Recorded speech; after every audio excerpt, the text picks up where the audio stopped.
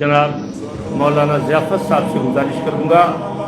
مولانا ضیافت صاحب قبلہ ابھی ایران سے تشریف لائے ہیں اور انہوں نے بہت ہی بہتر انداز میں رمضان میں غالباً مہاراشٹر میں تبلیغ کی ہے. بہت مومنین میں مقبول محبوب رہے ہیں. اچھے خطیب، اچھے عالم، اچھے انداز کو اپنانے والے جناب مولانا ضیافت صاحب.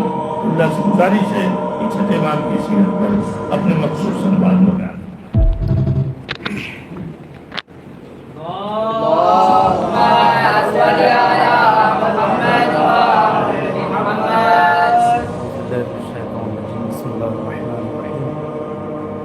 نستعين وهو خير ناصر معين رب صل على محمد وآله الطيبين الطاهرين أما بعد فقد قال رسول الله صلى الله عليه وآله وسلم أولنا محمد أوسطنا محمد وآخرنا محمد وكلنا محمد صلى الله عليه وسلم. اللهم صل على محمد وآل محمد. محترم خدا کا شکر ہے اور آپ صادق آل محمد کی اللہم صل علی محمد وآل محمد اس شہادت کی مناسبت سے غم میں شریک ہونے کے لیے اور اپنے وقت کے امام کو تعزیت پیش کرنے کے لیے جمع ہوئے ہیں. میں اساتذہ اور برادران سے اجازت کے ساتھ دو چار باتیں اور اپنی جگہ لے لوں گا کہ پیغمبر اسلام ارشاد فرماتے ہیں کہ میرا پہلا بھی محمد، اوسط بھی محمد اور آخر بھی محمد، اور ہم جتنے ہیں سب کے سب محمد. ایک شخص امام پیغمبر کی خدمت میں آیا اپنے چھوٹے بھائیوں کو سمجھانے کے لیے کہ آیا اور آنے کے بعد عرض کرتا ہے کہ یا رسول اللہ یہ بتائیے کہ آپ نے یہ تو ارشاد فرما دیا کہ کیسے اس طریقے سے محمد ہیں سب کے سب، جبکہ آپ کے جانشین کے تمام نام تمام اسماء جو ہے الگ الگ ہیں، لیکن آپ نے سب کے سب کو محمد بتا دیا ہے، تو وہ کیسے؟ ایک مرتبہ پیغمبر نے کہا کہ ذرا قرآن اٹھا کر کے لے کے آؤ.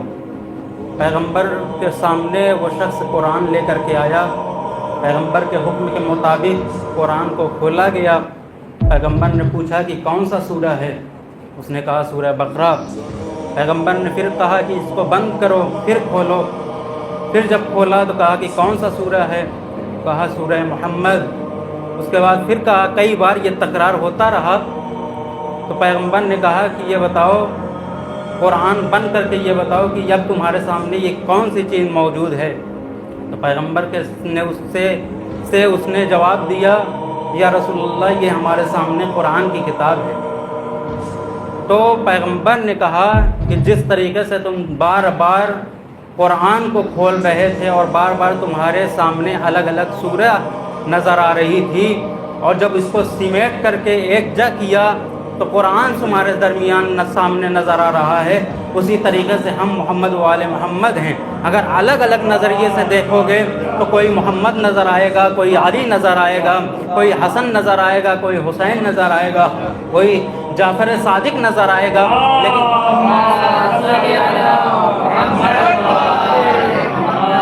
انہیں کو اگر یکجا کر کے دیکھو گے تو سب کے سب محمد نظر آئیں گے. ایک صلوات پڑھیں محمد والے.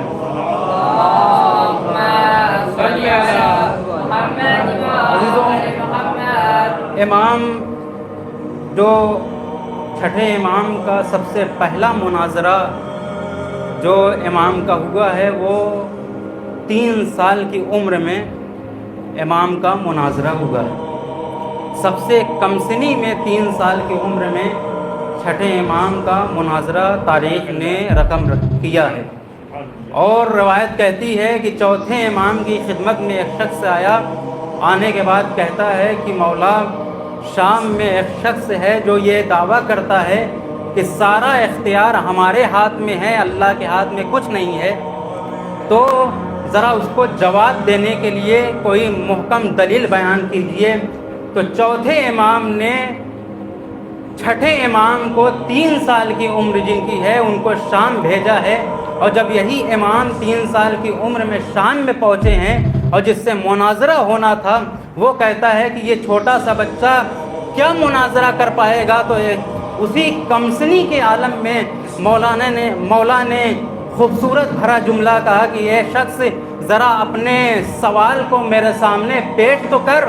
ایک مرتبہ وہ کہتا ہے کہ سارا اختیار ہمارے ہاتھوں میں ہے، خدا کے ہاتھ میں کچھ نہیں ہے۔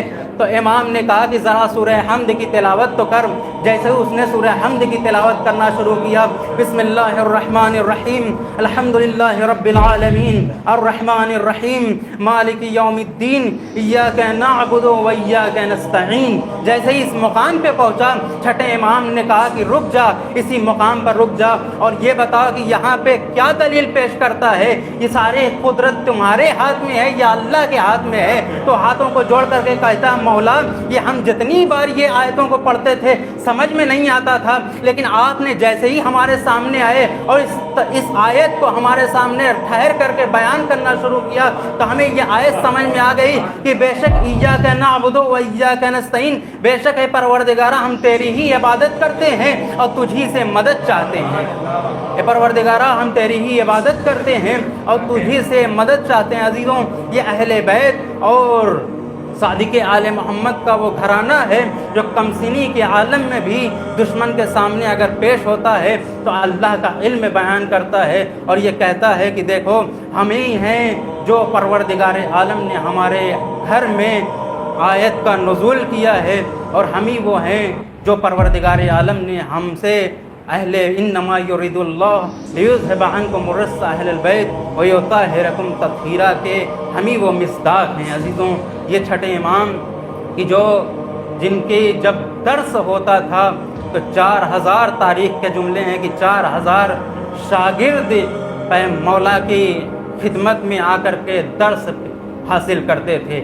وہی برادران اہل سنت کے مشہور عالم دین جنہیں ابو حنیفہ کہا جاتا ہے، وہ کہتے ہیں کہ اگر میں 2 سال چھٹے امام کی خدمت میں نہ رہتا تو گویا کہ میں زندگی کا کوئی بھی کام انجام نہیں دیا۔